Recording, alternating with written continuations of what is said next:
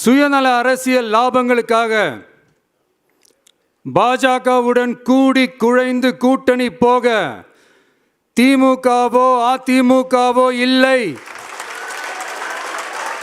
நம் தமிழக வெற்றி கழகம்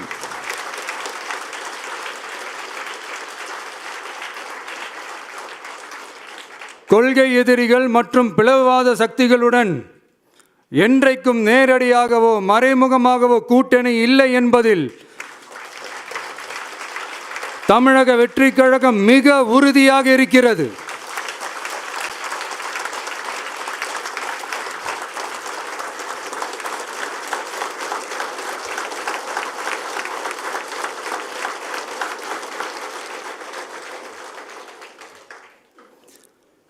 கூட்டணி என்றாலும் தமிழக வெற்றி கழகம் தலைமையில் அமையும் கூட்டணி எப்போதும் திமுக மற்றும் பாஜகவுக்கு எதிரானதாகத்தான் இருக்கும் என்பதையும்,